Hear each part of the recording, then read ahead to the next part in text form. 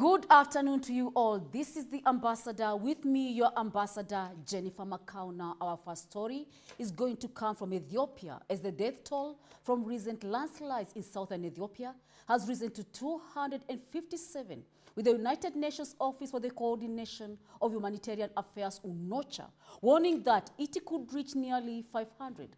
Triggered by the heavy rains, the landslides occurred in the Gofa zone on July 21st and 22nd, burying victims, further complicating the rescue efforts. As of July 25th, local authorities recovered 226 bodies, but the ongoing rainfall has made no search to be approximately 20 missing individuals even more dangerous. The Ethiopian government is finalizing evacuation plans with local authorities and volunteers, continued effort operations with limited resources. The United Nations is as well coordinating relief efforts, providing food and essential services to those affected, with the disaster being impacted over 15,500 people, including many vulnerable children and women.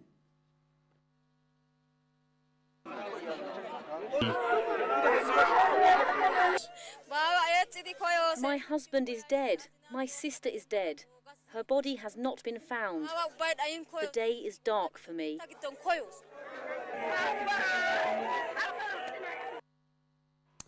More than a dozen migrants died, at least 150 others are missing after their boat capsized in Mauritania on their way to Europe. The International Organization for Migration stated that, triggering a frantic search and rescue operation, 300 migrants on the boat capsized on Monday near the Mauritanian capital, that is Nouakchott, and 120 have been rescued by the Mauritanian Coast Guard. The IOM stated in a statement on Wednesday, tragically 15 people were confirmed dead upon arrival. It is said, adding that such efforts were still underway. Paris Kigo with the report.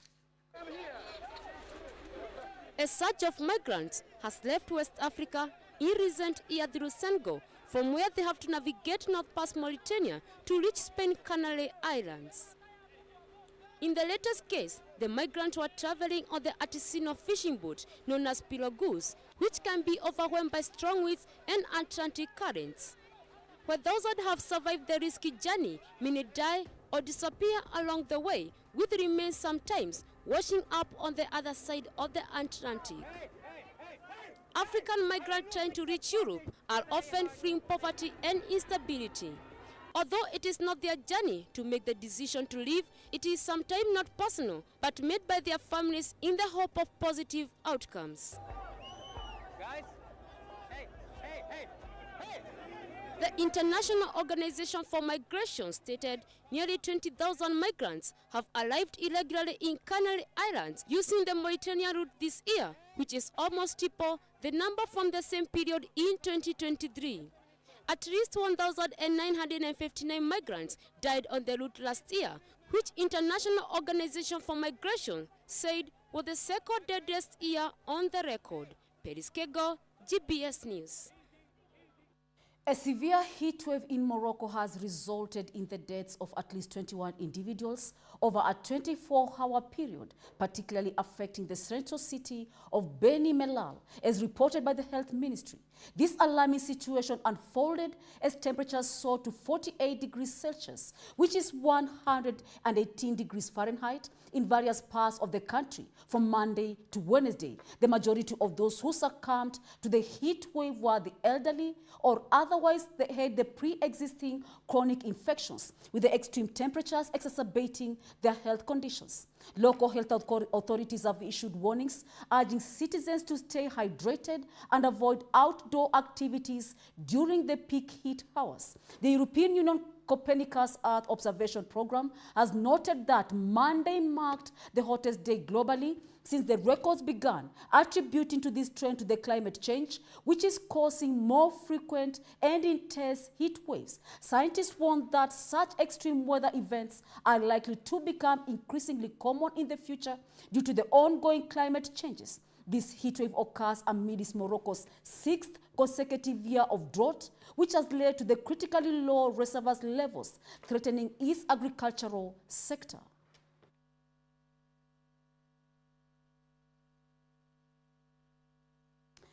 At least 42 young protesters appeared in Kampala court on Tuesday facing charges related to a banned demonstration against corruption and human rights abuses. The protesters who pleaded not guilty were charged with being idle and disorderly and being a common nuisance. Opposition leader Bobi Wine of the National Unity Platform NUP criticized President Yoweri Museveni for failing to address the widespread corruption.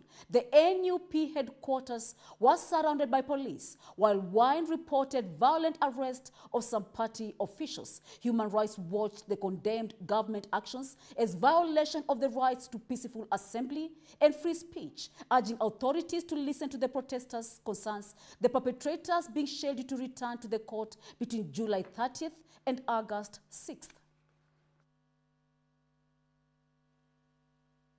Anita must resign! Anita must resign!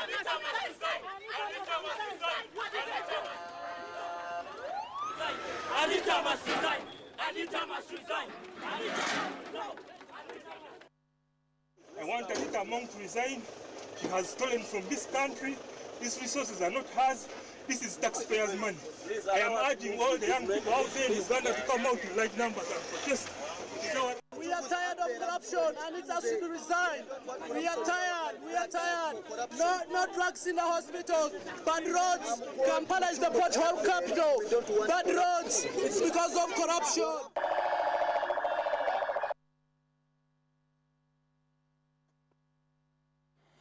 One year after the coup that ousted President Mohamed Bazoum, Niger faces worsening economic hardships and insecurity. The military junta's severance of ties with the international partners has led to sanctions, drastically reducing foreign aid and making basic goods unaffordable for many. Violent attacks also by extremist groups have surged, raising concerns about the Niger becoming a new stronghold for the militants. The junta has detached itself from the economic community of West African states. We are talking of ECOWAS, and is unlikely to fulfill its promise to a 3-year transition to civilian rule. Public discontent is growing as citizens struggle with the rising living costs and ineffective governance. The market is really not affordable.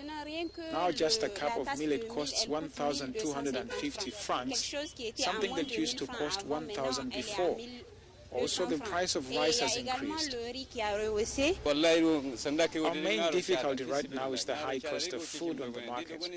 We really want prices to drop. Otherwise, we thank God. May Allah bring us peace and security in our country. Since the events of July 26th, many Nigerians have seen this situation impact their cost of living. Many have found themselves out of work. We can imagine the ordeal that these heads of family are experiencing with the soaring prices. On imagine le calvaire que ces chefs de famille vivent avec la flambée du prix sur le marché.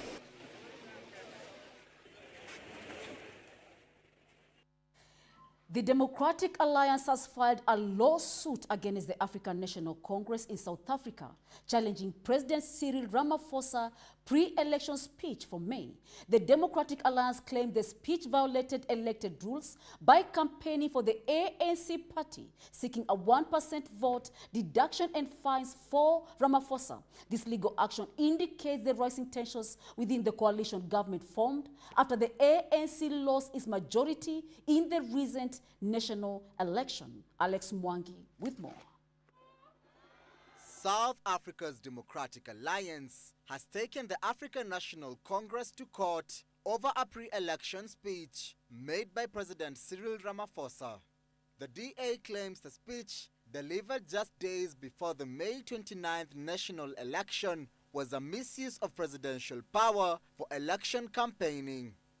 They seek a 1% deduction from the ANC's election vote and fines for Ramaphosa and his party. The ANC dismissed the DA's actions as frivolous, asserting that Ramaphosa acted within constitutional bounds. This legal challenge highlights growing tensions within the coalition government formed after the ANC lost its majority in the recent election. Alex Mwangi, GBS News. A group of Sudanese doctors have launched a free mobile clinic in Port Sudan to provide essential medical care to around 5,000 people who are displaced by the ongoing conflict. Supported by charities, about 50 medical professionals and volunteers conduct health days at shelters and operate a mobile lab with over 7 million Sudanese displaced. Due to the fighting between the Rapid Support Forces and the army, many live in inadequate conditions with poor sanitation. The clinic addresses various health issues, particularly among children, which already have made up half of the displaced population. Despite its success over the past 6 months, the clinic faces challenges including funding shortages and limited medical supplies, especially in the rainy season as it approaches, increasing the high risk of disease outbreaks. The team remains hopeful for an end to the conflict to allow the displaced individuals to return back to their homes.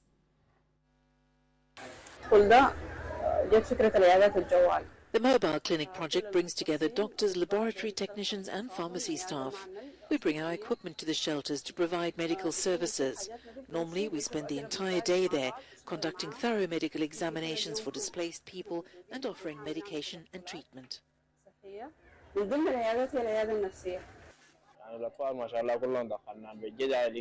Most children here have health issues. Some have infections, some have illnesses, some have abnormal findings in urine or blood tests, and some have eye problems. Everyone receives assistance from the clinic. Many adults with chronic conditions like diabetes and hypertension also receive medication from the clinic.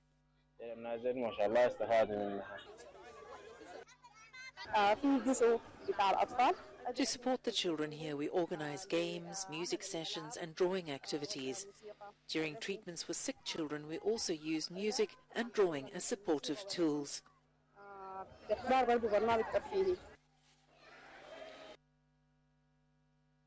Us to our very first break. Next, we'll talk about the United States Vice President Kamala Harris' tough talk on Gaza ceasefire deal.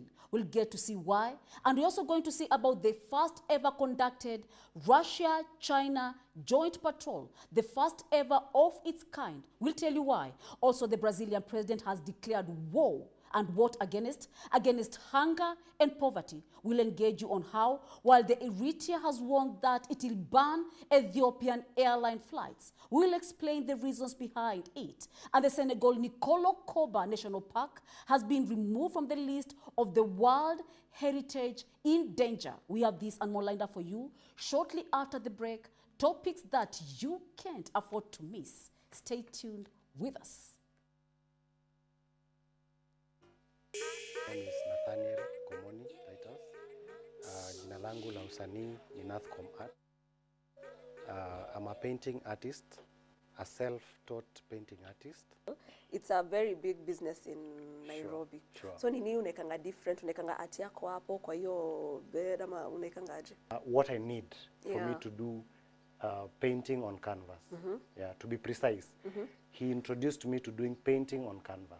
I didn't know what I need for me to do painting on canvas. Umetuambia your mentor for paintings ni Jose Arts. Mentor wako wa furniture na wood ni nani? First of all, I'm a fan of nature. And everything that I paint to do with nature must be something I've experienced. So most of the time when I'm doing any painting to do with nature, huwa na try kuonyesha or maybe to express my experiences. Utatuonesha pia hiyo clock venye it's really really amazing, the clock. Naona unapenda hii woodwork more. I would explain here. Yes. Utaambia watu your social media handles kwanza stock pale kidogo. Kweli.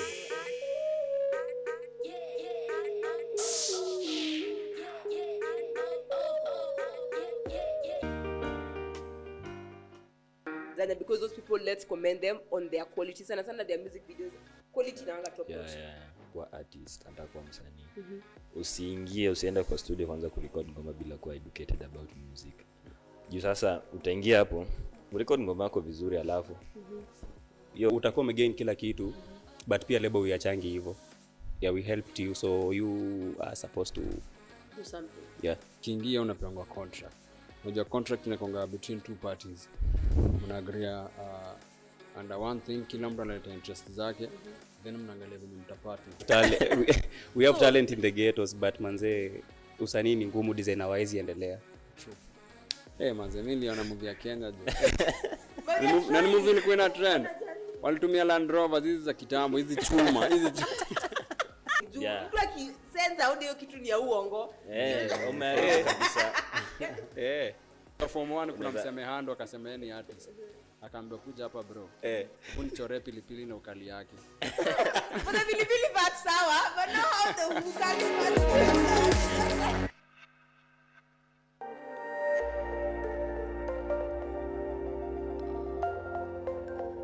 Everywhere, GBS. Welcome back. You are still watching The Ambassador, GBS Global, and we are glad to have you join us today. Now moving on to the matters of the United States. United States Vice President Kamala Harris met with Israeli Prime Minister Benjamin Netanyahu on Thursday, urging him to reach a ceasefire deal in Gaza that would ease the suffering of the Palestinian civilians. Harris struck a tougher one than President Joe Biden, stating, and I quote, "It is time for this war to end," underlining the need for the absolute and the humanitarian crisis gripping the region. Here is the full report.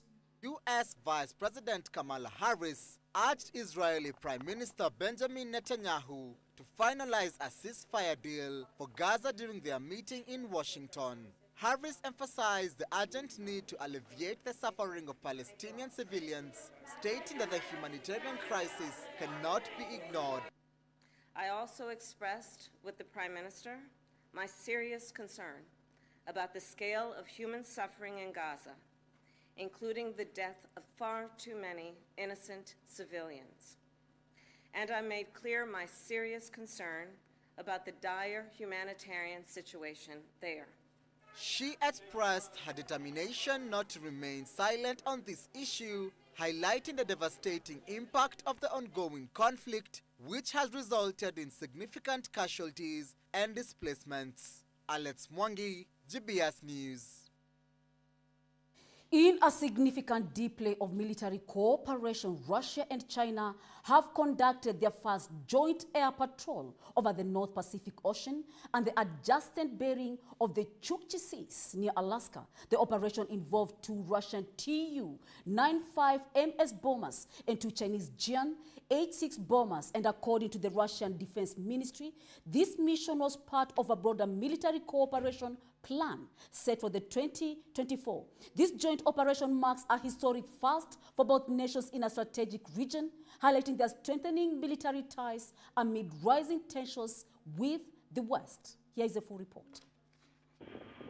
Russia and China conducted a joint air patrol over the North Pacific Ocean and the Bering and Chukchi Seas near Alaska, according to the Russian Defense Ministry. The patrol involved 2 Russian Tu-95 MS bombers and 2 Chinese Qian-HS bombers. US and Canadian NORAD intercepted the aircraft but confirmed they remained in international airspace and posed no threat. This operation is part of a military cooperation plan for 2024 and marks the first time both nations have conducted a joint patrol in this region. The Russian ministry stated that the mission was not directed at any third party, despite concerns about growing military ties between Russia and China. Alex Mwangi, GBS News. Brazilian President Luiz Inácio Lula da Silva has announced the Global Alliance Against Hunger and Poverty during a ministerial meeting in Rio de Janeiro. This initiative, a key focus in Brazil's G20 presidency, aims to mobilize funds and knowledge to combat inequality and poverty ahead of the G20 summit in November 18th to 19th. Lula disapproved the persistence of the hunger despite sufficient food production, stating that political action was essential. The production of President of Brazil, who has long championed social justice, seeks to position Brazil as the leader for the local South, while also advocating for reforms in global governance and sustainable energy transitions. The data released today by the Food and Agriculture Organization on the state of food security in the world is terrifying. Extreme poverty has increased for the first time in decades. The number of hungry people around the world has risen by more than 152 million since 2019. This means that 9% of the world's population, 733 million people, are undernourished.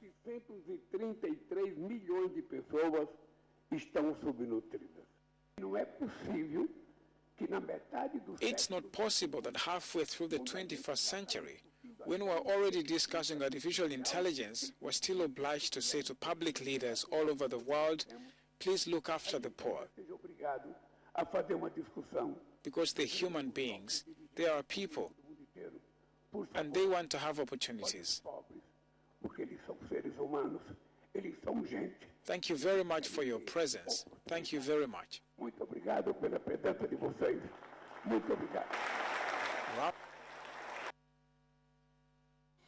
As the Central African Republic CAR prepares for its first local elections over 36 years this October, the United Nations peacekeeping mission MINUSCA is stepping up its support. The mission is set to provide crucial logistical, technical and financial assistance as part of the 2019 Political Agreement for Peace and Reconciliation. This support aims to ensure a smooth, inclusive and secure electoral process, marking a significant step in the Republic's efforts to stabilize and democratize following the years of conflict. Thomas Musyoki reports.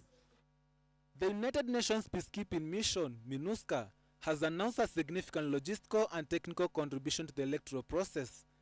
According to Florence Marshall, a spokesperson for the mission, MINUSCA will deploy 104 tons of equipment and transport 384 personnel to assist with the electoral preparations. The operations will focus initially on the review and updating of the electoral register. Operations to review the electoral register will begin soon with the support of MINUSCA, which will deploy 104 tons of equipment and transport 384 people. But support is not limited to logistical and technical aspects. On the political level, it's reflected in the good offices of the Secretary-General's Special Representative to create favorable conditions for the holding of an inclusive, participatory and peaceful electoral process. MINUSCA has allocated $1.3 million directly for the revision of the electoral roll and is actively seeking additional resources from international partners. The mission's support efforts are also geared towards increasing the participation of women and young people in the electoral process. The Central African Republic has faced significant challenges since the onset of civil conflict in 2013, with ongoing armed rebellions despite several peace agreements. To address security concerns, MINUSCA is collaborating with the National Defense and Security Forces to develop a comprehensive election security plan.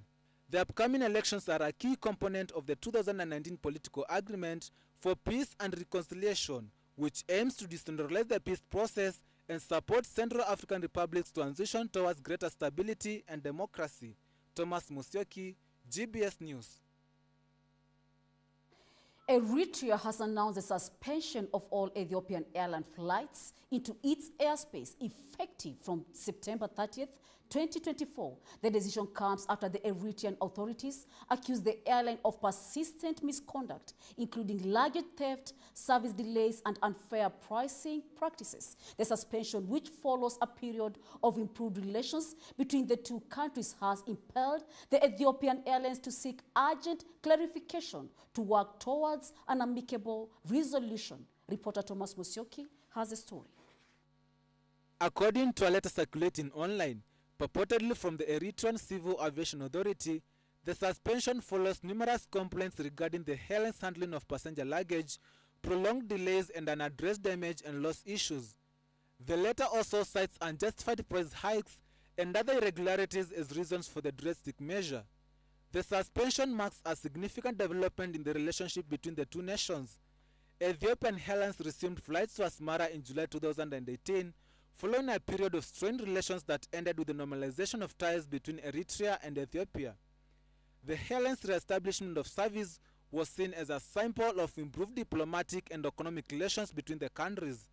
Eritrean authorities have advised travelers planning to fly with Ethiopian Airlines to adjust their travel arrangements. For those needing alternative flights, Turkish, Saudi and Egyptian Airlines continue to operate regular services to Eritrea. Thomas Musyoki, GBS News. The UNESCO World Heritage Committee has officially announced that Senegal's Nicola Koba National Park has been removed from the list of World Heritage in danger. This decision was made during the committee's ongoing session in New Delhi in India on July 24th. Nicola Koba National Park, a UNESCO World Heritage Site since 1981, spans approximately 913 hectares along the Gamba River and is renowned for its diverse wildlife, including the world's largest antelopes. The park was placed on the endangered list in 2007 due to the threats from poaching and other human activities, including basalt mining. Here is more.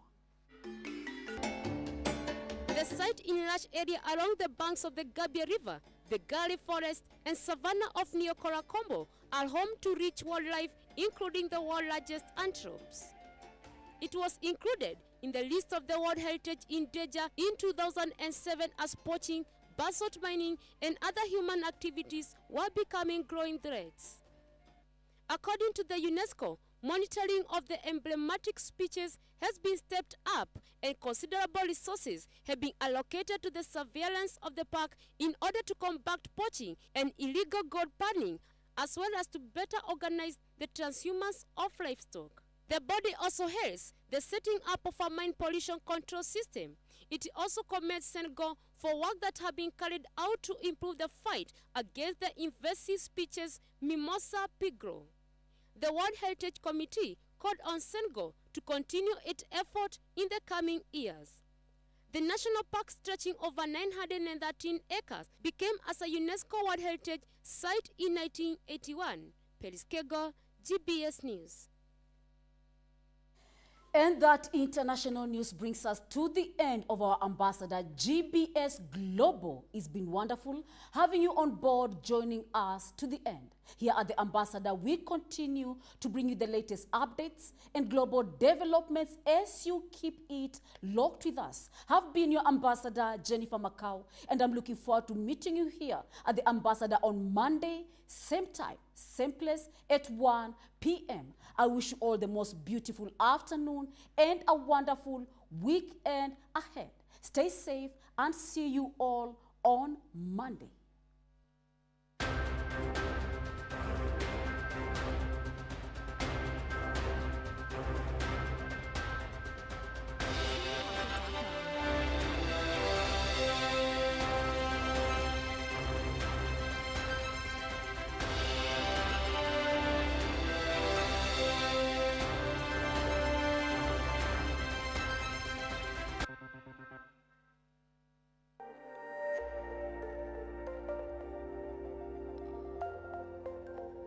Everywhere, GBS.